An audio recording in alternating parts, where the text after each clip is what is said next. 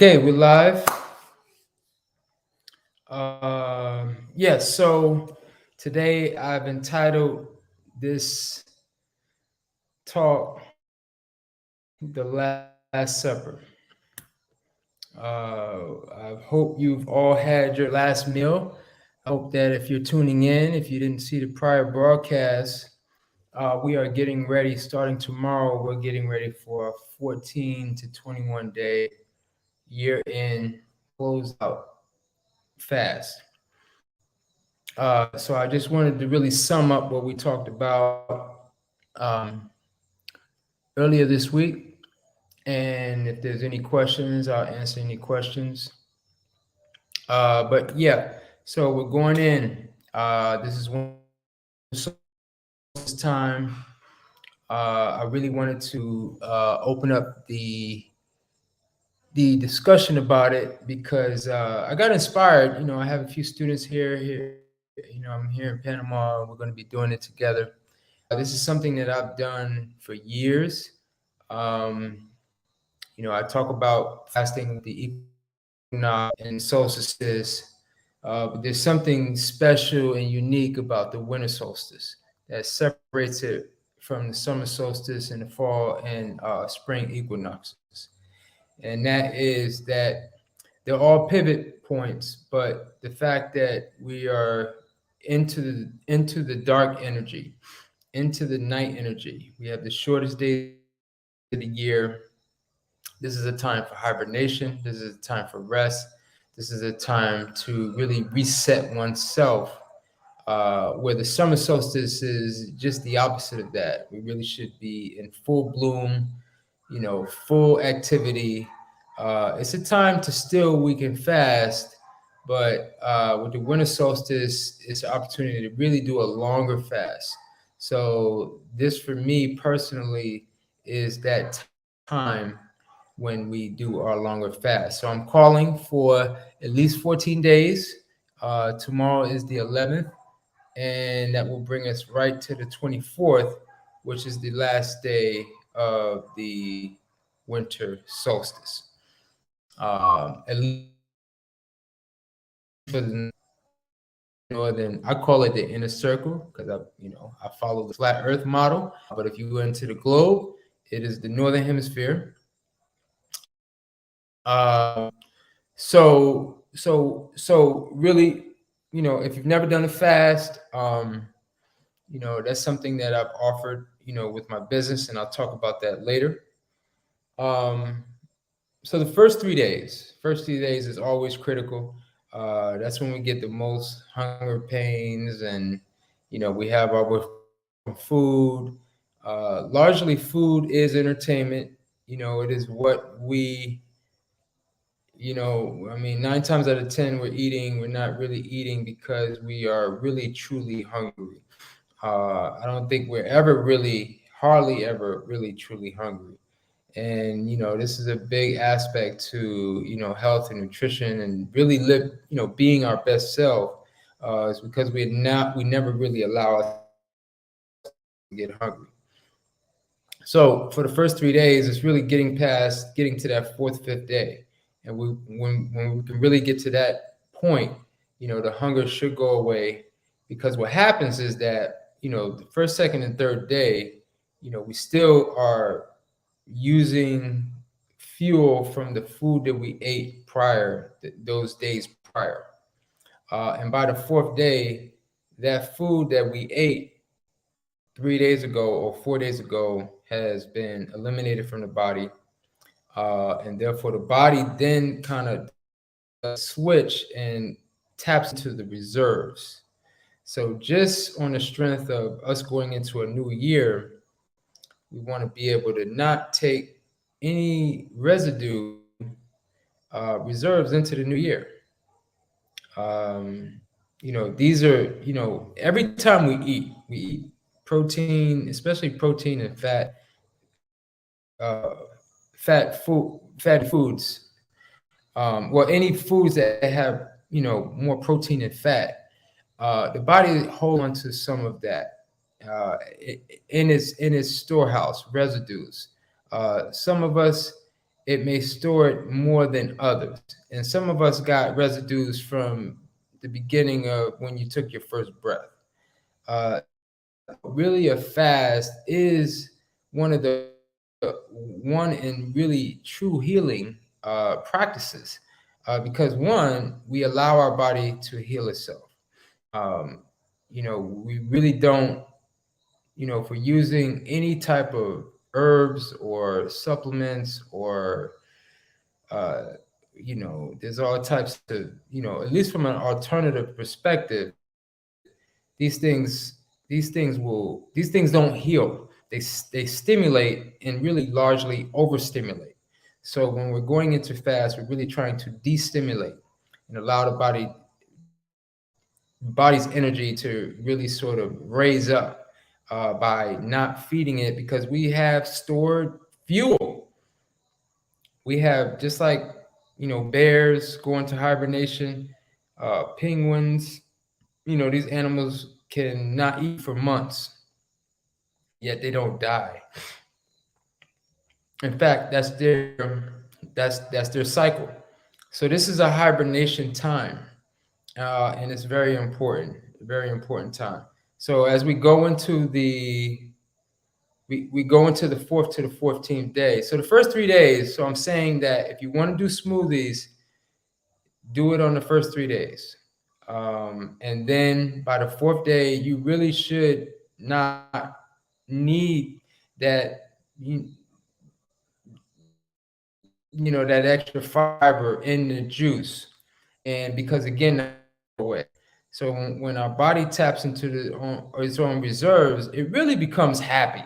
And we really see a boost, or you should see a boost in the attitude, your energy. But remember, this hibernation time, we don't want to really be expending extra energy. Certainly, we can be productive and we can do very light exercise, nothing too strenuous. Again, this is a rest time, time to be more meditative. If we're doing any yoga, really gentle, not trying to reach your personal best, or personal best. It's really a more meditative process with this time. Um, Again, like I said, we don't want to be, we want to tap into that, because at least from this 14-day period, we ideally want to expend all the rewards that is up for at least this previous year, and we can really come with a clean slate coming into 2022. Now, one of the things, one of the techniques, and I don't think I really touched on this in the live stream earlier this week, is what to do. And this is where the spiritual power of this fast comes into play. What to do when we have hunger pains. Now, before going into the fast, and you want to be doing this, if you're going to start the fast tomorrow, like myself and the folks that we have here, tonight, what you want to do is really start to think about what it is you want to see happen for 2022. What you want to see happen with your health, with your money and prosperity, with your relationships, or with any other area that you want to see a transformation, you want to see improvement, you want to see you reach your goals. And when you all of those things that you wrote down your manifestation and your vision and your visualization, every time you have hunger pain, you want to feed yourself with the wish fulfilled, with those goals, with those objectives, with those visions. So every time you get hungry, a reminder that, boom, I'm thinking about the things that I want to see happen. And that is the power of this fast. And especially during this time, because, I talk in detail. If you haven't seen it, check it out. I talked in detail in the last live stream happening how this is really a time where we're really ripe for impregnating the subconscious psyche part of the spirit of the brain. And this is why doing this type of routine, this type of practice in December versus January, because January you missed the opportunity.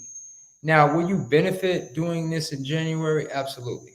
You will benefit doing this in January, but it's almost like the impregnation is not going to be as strong as it is it's going to be from now to that's this is when this is the lunar energy is most fertile. So very important. We're not going to miss this time, and this is why I did go into the fact that this is a holy time. This is why traditionally, we've seen, we see the, our most religious holidays, which again, which was once upon a time holy days, because all of our major religions are based on the cosmic movement of our stars above us. And we see these phenomena and we see them linked. Being raised in a Christian, the Christian, we see it with Christmas being on the 25th, the day after, literally, of the winter solstice. The winter solstice is that 4-day period between the 21st and the 24th. And we see when the sun starts to make its return, it's the birth of the Christ or of the Son.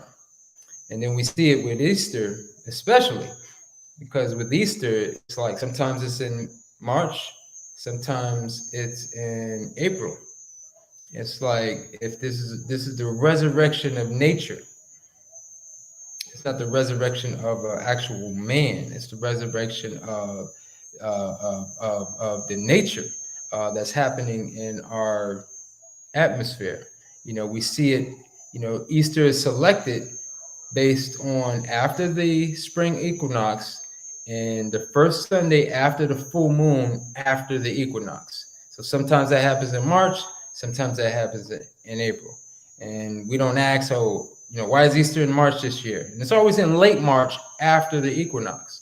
It'll never be March 1st, or it won't be April 31st either, because again, right after the spring equinox, the first full moon, because again, full moon, resurrection of the lunar with the solar. So again, just to highlight that, I don't want to get too much into that, but really just stress the significance of the lunar solar energy and how it affects us, because our ancient ancestors understood the importance of doing fasting and meditation during this time. Fasting and meditation is always effective. It's always great. When we do it in sync with the rhythm of the stars, the cosmic dance, then we're really doing something. All right, and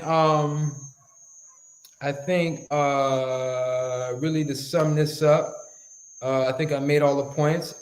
If you're local to the Washington D.C. area, Maryland, Virginia, that I offer. I do have a 14-day package on my website. If you're curious and interested, and then I'll take questions. Actually, there was a question that just came up here on the gram. Is the menstruation cycle a good time to detox for women? This is a great question. Is the menstruation time that 28-day lunar cycle that everyone has, what's happening, or what should one do? Because really, well, the short answer is it is a perfect time. So for all you women out there, you can really use this time every 28 day when you that time. That is really the ideal time for you to, that is your lunar cycle. That is the time where you should really be going in doing your fasting. You could do so every 28 days is an opportunity for you to do that. Now, why? Because we're eating heavy starches and proteins, and more fast than ideally is meant for us. The body takes this opportunity to menstruate. Where if one is eating more close to our fruitarian design, the menstruation cycle would be either it wouldn't happen, or it would be some spotting, maybe a day, no more than 2 days. But nonetheless, this is definitely a time a woman should fast. Um, I have a video.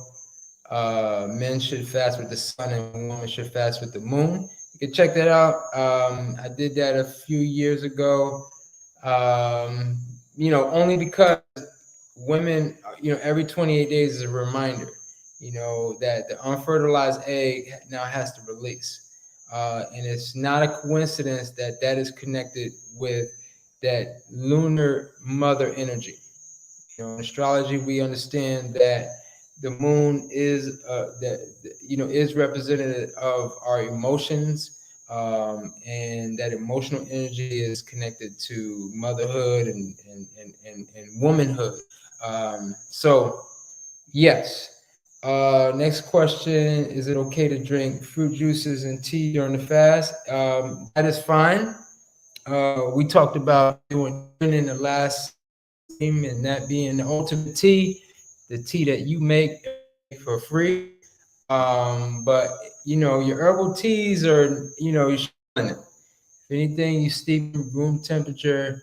You don't need excess stimulant. Right now, it's really about less is best, less is more. So fruit juices, light herbal tea, no extra sweetener, no boiling.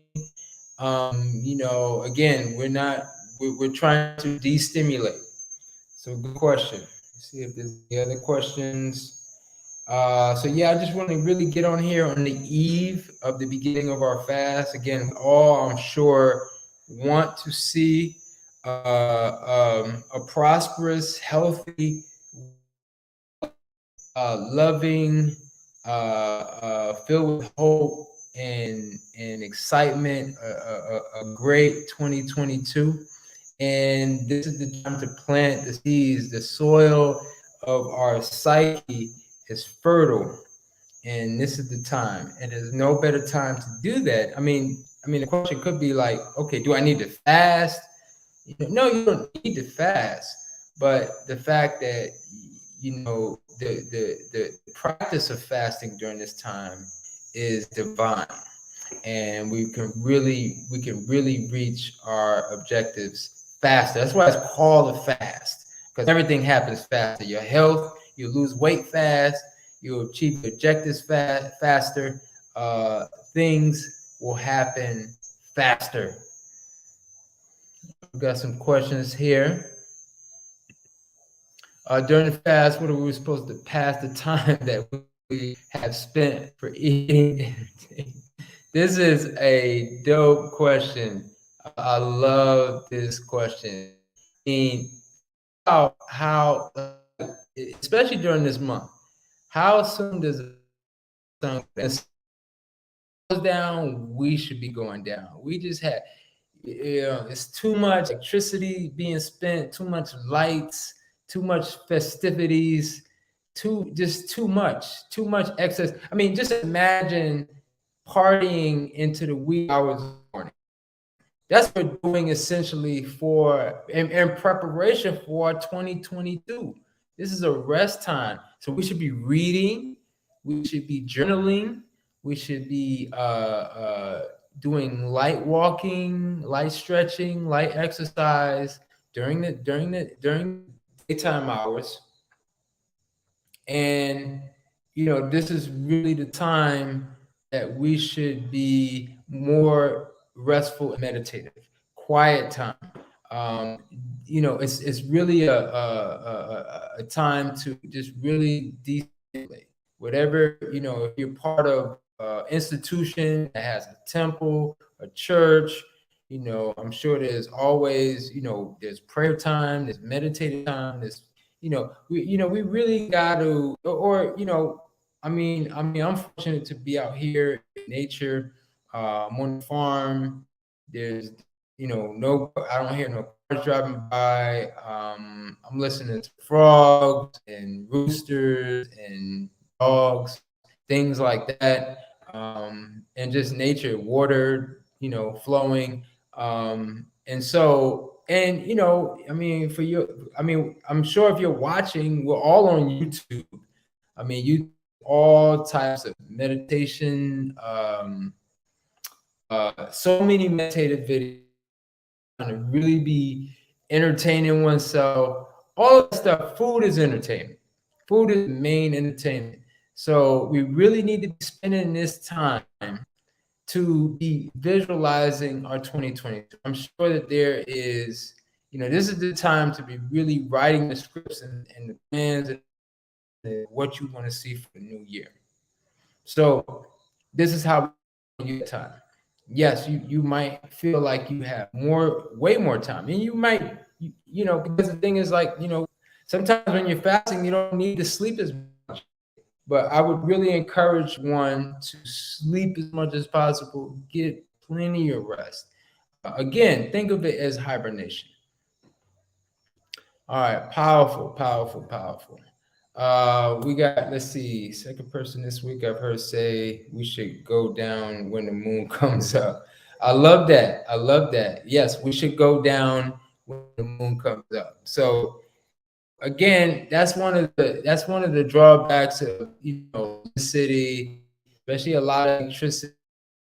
Um, when you're more in nature, like I remember electricity went out one day here, and 8 o'clock. Like, if electricity was not on, I would probably be dead. It's like, okay, what am I gonna do? There's no lights. It's like I can't see. You obviously get tired. You lay down and you go to sleep. I know, like the roosters, they start finding their bed. They pretty much go down around 6, 7 o'clock. So, the thing is like, again, and we don't necessarily have to sleep that long, but we could be in our meditation prayer, and really, uh, talking about like what our objectives. So no, if you're just joining, there's a comment here saying your last video, you said the fast starts on Saturday. Yes, it starts tomorrow. So I'm checking in, trying to give you that last day inspiration before we go in tomorrow. The last, so that's what I'm calling this video, the last supper. So another question. So when should we drink? If we drink in our urine, when should we drink? Fresh out or wait for it to cool down? Good question. Um, for those who want to, with again, very, very, very powerful. If you didn't watch, I talked a lot about that in the last video, so check that out. But the morning is the most effective. It's the most potent. It's the most powerful. It can be fresh, fresh out. And typically, I'll make, with my morning flows, somewhere between a quart and a half a gallon, and I'll drink that before I start drinking my juices. So that's like the first thing. And then I start drinking my coconut water and my fresh juices. Tonight I made I made a soursop coconut smoothie. So I'll be having that tomorrow. I made some tamarind juice with some sugar cane and coconut water. So, two of my favorite things. Whatever you have, it's not really about what you're getting. It's about what you're not doing, which we're not eating. So long as you're getting fluid in you, urine, water, fresh juices, light herbal teas if you want, but not boiled. It's mildly, steeped at room temperature. Okay.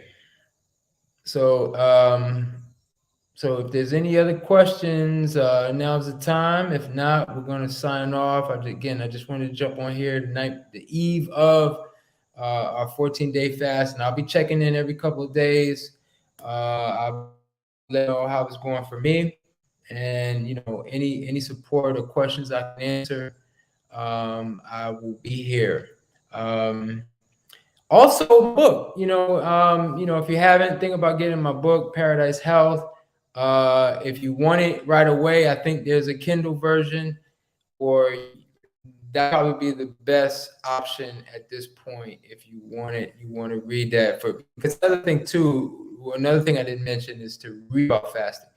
Read books on fasting when you're fasting. It gives you motivation and inspiration to continue when you're feeling hunger pains and such. So leave it there. Paradise Health, KippersRawFoodBar.net, juice cleanse, 14-day juice cleanse, and we deliver if you're in the Washington D.C. area. All right, peace, love, and happy fasting. I will see you in a couple of days. Peace and love and blessings.